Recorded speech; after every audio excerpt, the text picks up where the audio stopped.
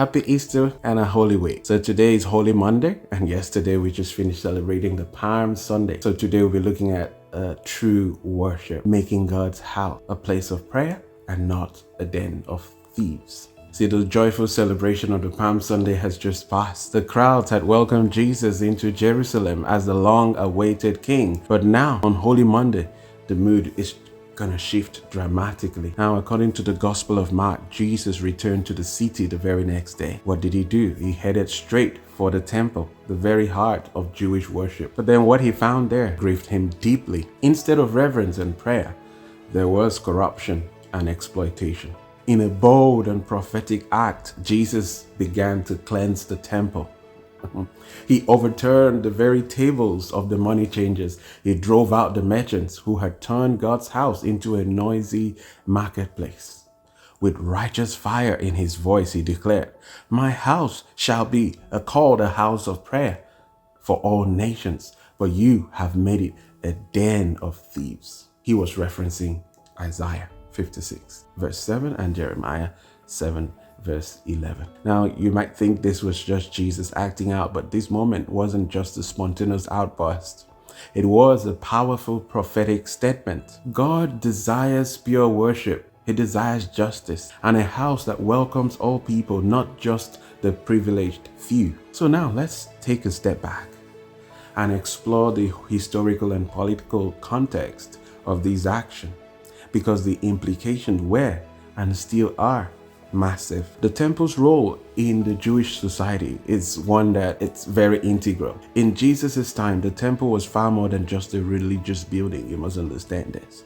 Spiritually, it was where God's presence dwelt, in the very holy of holies. But also culturally, it was a symbol of hope and resistance under the Roman rule, which the Jews hated. Politically, it was a source of wealth and power, unfortunately, especially for the elite priesthood. Now, the temple was run by a group called the Sadducees, who were wealthy priests who had political power and close ties to Rome. Now, unlike the Pharisees, the Sadducees were more interested in preserving their status than in upholding the heart of the faith. Now, let's take a walk through the temple, because that might make it much easier to understand. The court of the Gentiles, let's look at it.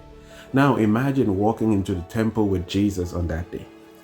You enter the court of the Gentiles, which was the only place where non-Jews could come and pray. Now this space was meant to be quiet, sacred, a place where all nations could seek God. But instead, what do you hear? Bleating sheep, cooing doves, clinking coins, shouts from merchants, "Hey, buy that, buy this." Arguments over exchange rate, and even cheating. If you brought your own lamb for sacrifice, the priest might say, "I don't need this one. No, this is not good enough," and he might reject it. You'll be forced to buy a temple approved one for double or triple the price. And to pay your temple tax, only temple currency was accepted. The money changers made sure the rates, of course, weren't in your favor. Does it ring a bell? This was exploitation happening in the very place meant to welcome outsiders. Instead of prayer, there was profit.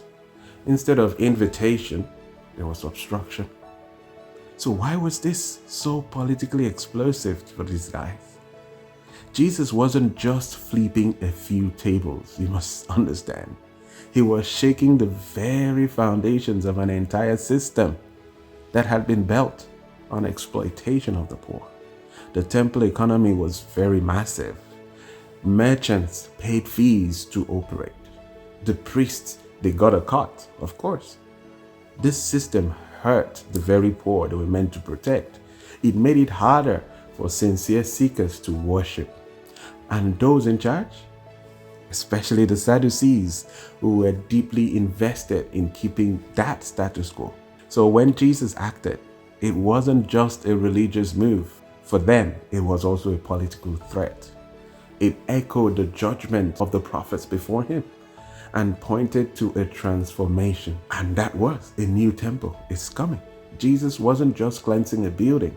He was foreshadowing its replacement. Because he once said, "Destroy this temple, and in 3 days, I would raise it up in John 2 verse 19. But then the leaders thought he meant the physical building, but he wasn't speaking about the blocks of the temple. He was speaking about himself, because Jesus is the true temple.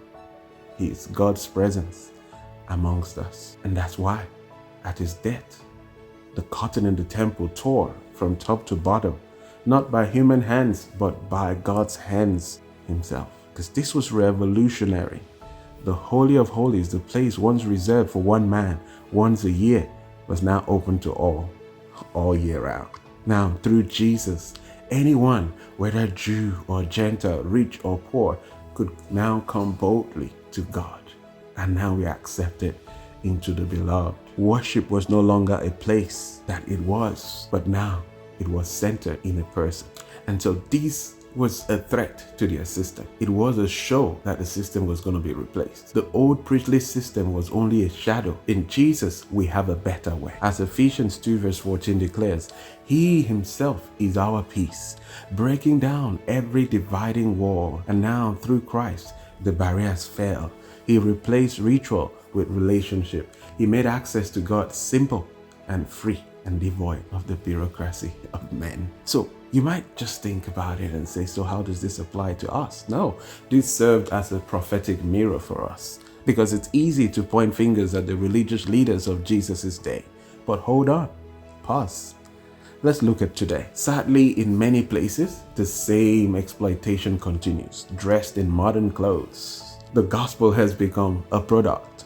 Blessings now come with a price tag. Of course, ministries, market miracles, breakthroughs are for sale if you can afford the seed. I hope you understand. Instead of calling people to holiness and surrender, we promise them cash, comfort, and convenience. The most desperate amongst us, unfortunately, are the most exploited. So Jesus' words still echo today. You have made it a den of thieves. So what do we do now?